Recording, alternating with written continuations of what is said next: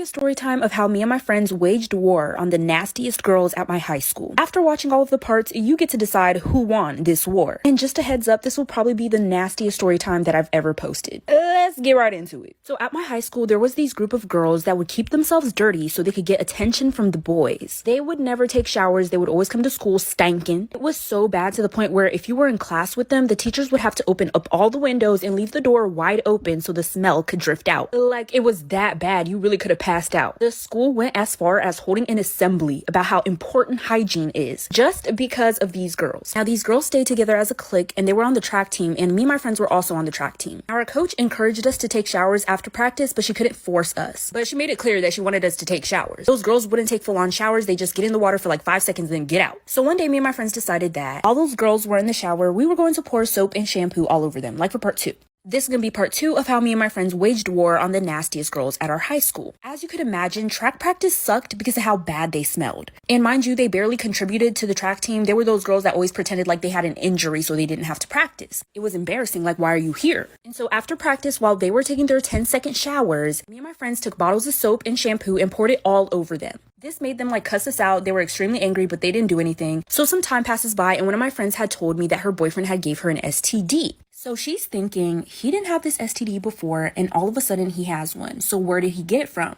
Then all of a sudden, next thing you know, one of those stankin' wankin' girls that we poured soap and shampoo all over starts posting on her story and she says, and I quote, "You say I'm dirty, but your boyfriend doesn't think any less of me, so what does that make you?" Eventually, my friend's boyfriend admitted to her that he had cheated on her with one of those girls. And it wasn't just the two of them. It was all those girls, my friend's boyfriend, and some of his friends. It was like a fivesome. This is going to be part 3 of how me and my friends waged war on the nastiest girls at our high school. So like I said, those girls that never took showers had gotten a train ran on them by one of my friend's boyfriend and some of his friends. This pissed my friend off so bad, she was acting out of character. And I say out of character, I'm talking about this girl was saying, oh, I'm gonna poison her. I'm gonna run this bitch over. At the time, it seemed excessive, but just wait until you hear the whole story and you'll understand why it would have been justified. So my friend had asked her, her ex-boyfriend why he did what he did. He said that they didn't smell bad at the time and it was just spur of the moment. But he knew that his own girlfriend did not like those girls. My friend would talk shit about those girls to him. And it's the fact that he still had the audacity to put his dingling in my friend after he had ran a train on those girls. Like, that's disrespectful. And so to get back at these girls, my friend decided that she was going to stay in the locker room for track practice after all the girls left the locker room. And she took a piss on all of those girls' clothes. This led to one of the girls getting a rash that got really bad to the point where she had to be hospitalized. Trust me, you're gonna want to like for part 4. So this is gonna be part 4 of the time my friends and I waged war on the nastiest girls at our high school. So after my friend had pissed on those girls' clothes for giving her an STD, one of the girls got a really bad rash for wearing those clothes and had to be hospitalized. Now, I would have said that my friend went too far if it wasn't for this. So my track team ended up going on a camping trip,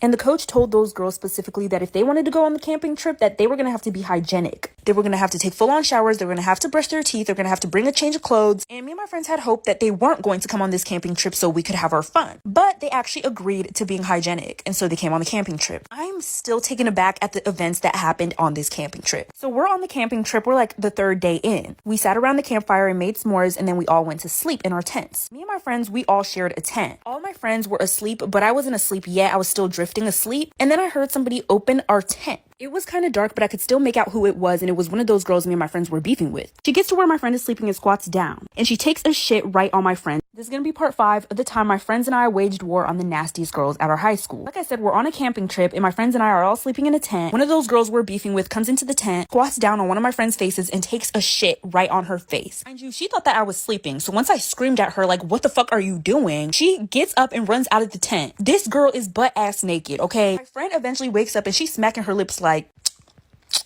what is that taste? And I'm telling her, like, do not swallow. Whatever you do not swallow. And I'm like, girl, it's just some chocolate from the s'mores we made earlier. I was trying to get her not to freak out because she was going to mollywop Miss Butt Naked Nasty. She eventually figures out what it is and she's like, is this some type of sick joke? And so I'm telling her, no, bitch, who the fuck do you think I am? So I run out the tent and then I see one of those girls like fast walking towards the woods and she's looking behind her and then she sees me. So I start running after her and she starts dashing through the woods. I'm cussing her out like, bitch, you're fucking nasty, fuck is wrong with you? Eventually our coaches hear the noise and they wake up like for part 6. This is gonna be part 6 of the time my friends and I waged war on the nastiest girls at our high school. Like I said, after I'm chasing this girl for taking a shit on my friend's face, I'm cussing her out, running behind her. Eventually I lose her in the woods and I have to walk back to where we were camping. Our coaches had woken up at that point and they were talking to my friend who had shit all over her face. She was telling them like, I don't even know what's going on. And so once they saw me, they were asking me like, what's happening? And I'm basically telling them everything that happened. And so the coaches start looking for this girl. Eventually they find her butt naked somewhere. They called that girl's parents and then my friend's parents to let them know what had happened. And my friend's mom decided that she did not want my friend on the camping trip anymore. So they cut the camping trip short, and for the rest of the time, they kept that girl and my friend separated. Just so you guys know, me and my friends could not beat up those girls because we were athletic academic scholars, bitch. They are not worth it. But once we went to school again, the school ended up expelling all of those girls. And it's because my friend's complaint about them was kind of the last straw. They had so many complaints about their hygiene, how dirty they were, so the school was just kind of like, okay, we're done with y'all. That was the end of it. Who do y'all think won this war? This is gonna be a quick story time of how my parents found my OnlyFans. So I had just recently broken up with my boyfriend and my friends were trying to find ways to make me feel better. They were trying to tell me to go on Tinder and all these other dating apps to find a new man. I didn't want to find a new man more than I wanted to make him jealous. And so my friends were telling me a good way to get back at him is to post myself with another man. But I had a better idea. I was going to make an OnlyFans and I was going to tell his friends about it and let them subscribe for free. And it did work. He sent me a big paragraph going off on me about it. I thought it was really funny, but anyways. So I had left one night with my friends, they were just trying to take me out to make me feel a little bit better, just to try to make me feel better and get the recent breakup off my head. And I was living at home at the time. I had just turned 18. My parents were really strict and they didn't even know that I had a boyfriend. So while I'm out with my friends, I get a text message from my mom telling me to get home now. I'm asking her what's going on and she's telling me that I just need to get home because we need to talk. And so once I get home, I open the front door. I walk into the living room and my ass was spread open right on the TV screen. So this is gonna be part 2 of how my parents found my OnlyFans. So I get home from hanging out with my friends and I see my OnlyFans on the TV screen. My mom is acting like she just saw the Holy Ghost. My dad is shaking his head, just mad disappointed. For some reason, my little brother was sitting over there on the couch. And I'm like, what are y'all doing? What is this? Why would you put it on the TV? Our TV was a smart touchscreen TV and you could connect your phone to the TV, but I didn't understand why it was on the TV screen with my little brother right there. So my mom's yelling at me like, so is this what we are? Is this what we do? She's telling me if I'm going to be acting grown, then I'm going to have to find a different place to stay because I'm not about to represent our family like this. So I told her that it was just a quick way for me to make money and she told me that I was lying. And then she proceeded to show me a text message that she got from my boyfriend telling her that I had let his friends subscribe for free and that I was going down the deep end and I need to be talked to. I don't know if I said ex-boyfriend or not, but it was my ex-boyfriend who had sent her that text. So I told him that I would delete my OnlyFans and this is what I said to my ex-boyfriend like for part 3. So this is going to be part 3 of how my parents found my OnlyFans. So it was my ex-boyfriend who had told my parents about my OnlyFans. So I decided that I was going to message him. I basically went off on him and I told him, why the fuck would you show my parents my OnlyFans? Why did you feel the need to do that? You're just jealous, yada, yada, yada. And he told me that it's because he doesn't want me to represent myself that way. But I know it's more of the fact that his friends were subscribed to me and he wanted me to just take it down. And I told him that we weren't in a relationship anymore, so his opinion didn't matter. I removed him off everything and he still found ways to text me. He even eventually started to email me. And now he was telling me that he missed me and that he wanted another chance. And I'm like, dude, no, you almost got me kicked out. From that point on, my parents never helped me out with anything ever again. I had to start paying everything by myself. And throughout the relationship with my boyfriend, he would basically do everything for me. And so I decided to get back with him. Eventually, he got his own apartment. And so I moved out of my parents' house and moved in with him. And then me and him made an OnlyFans together. My parents found out about that too, but there was nothing that... This is the story of how I lost my virginity at my college campus. And it was one of my professors that took my virginity. And this professor had a wife. Let's get right into it. This happened my freshman year in college, okay? A bitch just got there. If I'm being 100% honest, I never wanted to do the nasty because I was trying to save it for somebody special. After I graduated,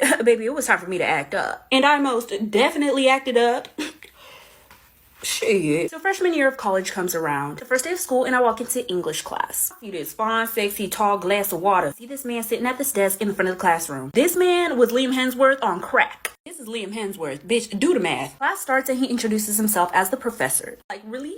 I wanted this man to rail me. Anyways, as time went on, this professor and I began to become really close. Maybe a little too close. He would ask me to stay after class and we would literally just talk. It became a regular thing. We got so close that we exchanged phone numbers. So close to the point where one night he called me and invited me to his house. This is going to be part 2 of how I lost my virginity to my college professor who was married. So like I said, he calls me one night and invites me to his house. He said we were getting along really well and that he never did this to any of his other students, but since me and him created such a special bond that I was an exception. So I was like, "You're fine ass, sir, I will speed. Let me grab my keys." He gives me the address, I show up and he lets me in. We sit down and we just start talking about anything. He shows me around his house eventually. As he's showing me around his house, we get to some pictures on the wall. That's when I found out that he had a wife. Immediately no. Nothing else happened and I made an excuse to go home. He texts me and says that it sucks that I had to go home. He wishes we could have spent more time together. I told him that was most likely the last time we were going to spend together since he had a wife. Because I did give a fuck at the moment. But things changed. Finding out he was married made me so uncomfortable that I stopped answering his calls and I stopped replying to his texts. I also skipped that class for a little bit because I just felt so awkward. One day the professor sends out an email saying that there was a mandatory meeting after school. I go to that meeting, but when I show up, me and my professor are the only people there. Like for part 3. This is gonna be part 4 of the time I lost my virginity by my college professor who was married. Like I said, me and my professor started taking pictures and taking videos whenever we would hook up. That would lead to our downfall. Mind you, he was the one who asked to start taking those pictures and recording those videos because he wanted it for when I wasn't around. We were doing all this and we were still walking by each other in class like nothing happened. Well, one day I'm sitting in his class as usual. Just a normal regular day. I never would have thought anything like this would have happened. But I guess it's my karma. We're sitting in class and we're learning about whatever the hell. We were going over some notes that a student had asked to go over because they didn't understand, but the professor was having a hard time trying to pull up these notes. His computer screen was connected to the big screen that all the students could see. I don't know what it's called, a smart board? Some electronic screen. It's a projector. I googled it. His computer screen is on the projector and he's opening up a bunch of documents and files. And next thing you know, he clicks a file and all the pictures and videos of me and the professor naked together shows up on the screen in front of everyone. This is going to be part 5 of the time I lost my virginity to my college professor who was married. Like I said, the professor clicks on the wrong file on his computer. All the pictures and videos of me and him hooking up showed up on the screen in front of the whole entire class. I'm sitting there like, I don't know who that is. That ain't me. It might look like me, but it ain't me. The entire class gasped all at once. It was like a harmony. And some students who sat next to me started to look at me. Like I said, I don't know who that girl that looks exactly like me on the screen is. I don't know who she is. Don't associate me with her. I don't know her. The professor's face goes red. He was frantically trying to take it off the screen. Like, it's too late. I put my hoodie up and I didn't know if I should leave the classroom or just stay in the classroom because not everybody realized that it was me. Like, some people in college don't pay attention to who's in their class. But the people that sat next to me knew that it was me. I didn't know if I should have stayed in class or if I should have left the classroom because if I left the classroom it would have looked guilty, but if I stayed in there it was just awkward. I decided to stay to avoid looking guilty. Once class was over and I went home, the entire school knew about me and the professor. This is gonna be part 6 of the time I lost my virginity to my college professor who was married. So like I said, I sat through the rest of the class after those pictures and videos were shown. It just would have been way more awkward if I just walked out right away. Like, it's already awkward. Let's try to avoid the awkwardness as much as we can right now. By the time I got home, everybody knew about me and the professor. Everybody at school was talking about it. What's worse is that somebody took a picture of the screen. That was evidence, and someone said that to his wife. A lot of people were asking me about what happened, but I didn't tell them anything because I didn't have any friends at that school and nobody deserved to know my business. I had not been in contact with the professor ever since. He had blocked my number and I tried to email him, but he wasn't answering my emails. He also stopped holding class the day after that happened. But one day he did email me back. He said from there on out to stop contacting him, and so I did.